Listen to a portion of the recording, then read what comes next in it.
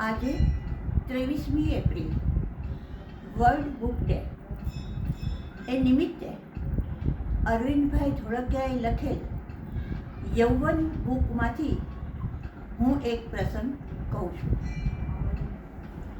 પરોપદેશે પાંડિત્યમ. બીજાને ઉપદેશ આપવામાં આપણે ઘણી પંડિતાઈ વિદ્વત્તા દર્શાવીએ છીએ, પણ એ વાત આપણા જીવનમાં ઉતારવાની હોય ત્યારે પોથી માયાના રીંગણા જેવું થાય છે.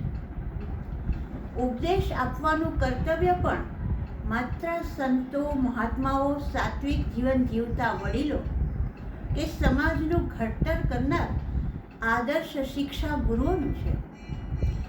વગર વિચાર્યે ઉપદેશ આપવાથી અર્થ સરતો નથી, ઉલટાનો અનર્થ ઉત્પન્ન થાય છે.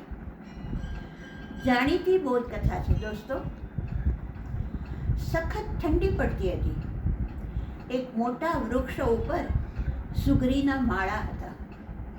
સામેની ડાળી ઉપર એક વાંદરો ટાઢમાં ધ્રુજતો હતો. તેની આ દશા જોઈને સુગરીએ કહ્યું, વાંદરાભાઈ, અમારી જેમ તમે પણ એકાદ નાનું ઘર બનાવી લેતા હો તો ઠંડી કે વરસાદમાં હેરાન તો ન જ થવાય ને. બસ આટલી વાત સાંભળી ત્યાં તો વાંદરાએ માર્યો ઠેકડો. સુગરીના માળાને કચડીને નીચે ફેંકવા લાગ્યો. ચી ચીના અવાજે વાતાવરણ કરુણ બની ગયું. સુગરીની સદવૃત્તિનો આવો મલિન પ્રતિભાવ.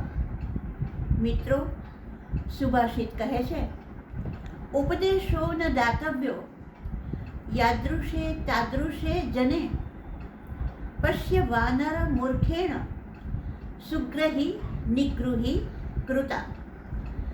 જેવા તેવાને ઉપદેશ આપવાથી શું મળે? સુગ્રી નિરાતે પોતાના સુંદર માળામાં બેઠી હતી. તેનો ઉપદેશ તો ન સ્વીકાર્યો, પણ તે બિચારીના માળા તોડી નાખ્યા. નિરક્ષર વિદુષી એવા ગંગા સતી એ પાનબાઈને ઉપદેશ આપતા કહ્યું છે, કુપાત્રની આગળ વસ્તુ ન વાવીએ પાનબાઈ. આપણે સમજીને રહીએ ચૂપ. ભલે ને એ ધનનો ઢગલો કરે ને હોય ભલે મોટો ભૂપ, પણ એ કુપાત્રને ઉપદેશ ન જ આપવો.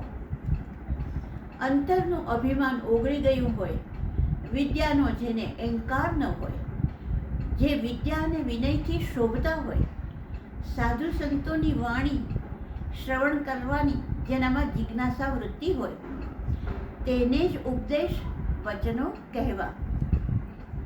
ઉપદેશ સાંભળવામાં, ગ્રહણ કરવામાં વિચાર ભલે ન કરીએ, પણ ઉપદેશ આપવામાં તો વિચાર કરવો જ રહે. સુપાત્ર કુપાત્રનો વિચાર તો કરવો જ પડે.